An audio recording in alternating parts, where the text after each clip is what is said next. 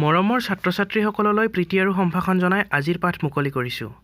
আজি আমি আৰু আমাৰ পৰিৱেশ নামৰ চতুৰ্থ শ্ৰেণীৰ পাঠ্যপুথিখনৰ ৭ নং পাঠ অৰ্থাৎ জীৱ আৰু পৰিৱেশৰ প্ৰশ্ন উত্তৰসমূহ আলোচনা কৰিম।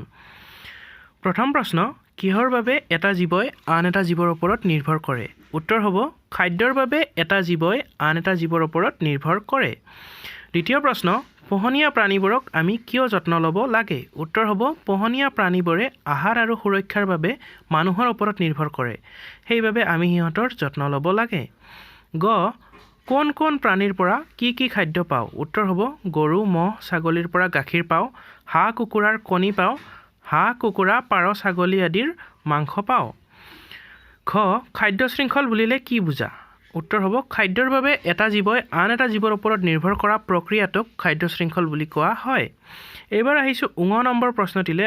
গাখীৰৰ পৰা তৈয়াৰ কৰা দুবিধ আহাৰৰ নাম লিখা। উত্তৰ হ'ব গাখীৰৰ পৰা তৈয়াৰ কৰা দুবিধ আহাৰৰ নাম হ'ল মাখন আৰু পনীৰ। এইবাৰ ২ নং প্ৰশ্ন, তলত দিয়া নামবোৰৰ পৰা খাদ্য শৃংখল সাজা। ক, গৰু, ঘাঁহ, বাঘ। উত্তৰ হ'ব ঘাঁহ, গৰু, বাঘ।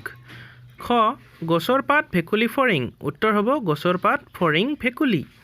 গ, শিয়াল, কেঁচু, হাঁহ। উত্তৰ হ'ব কেঁচু, হাঁহ, শিয়াল, অৰ্থাৎ কেঁচু হাঁহে খায়, হাঁহক আকৌ শিয়ালে খায়। ইয়াৰ পিছত সাপ, এন্দুৰ, চিলনী। উত্তৰ হ'ব এন্দুৰ, সাপ, চিলনী, অৰ্থাৎ এন্দুৰ সাপে খায়, সাপক আকৌ চিলনীয়ে খায়। এইবাৰ ৩ নং প্ৰশ্ন, খালী ঠাই পূৰ কৰা। বায়ু, পানী, মাটি, উদ্ভিদ আৰু প্ৰাণীক লৈ আমাৰ পৰিৱেশ গঠিত হৈছে। খ, উদ্ভিদে আহাৰৰ বাবে আনৰ ওপৰত নিৰ্ভৰ কৰিব নালাগে। গ, ফৰিঙে সৰু সৰু ঘাঁহবোৰ খায়। খ, পোহনীয়া প্ৰাণীক আমি যত্ন ল'ব লাগে। ঙ, হাতীয়ে হাবিত কাঠ কঢ়িয়ায়। এইবাৰ আগবাঢ়িছোঁ চতুৰ্থ প্ৰশ্নটিলে অৰ্থাৎ ৪ নং প্ৰশ্নলে।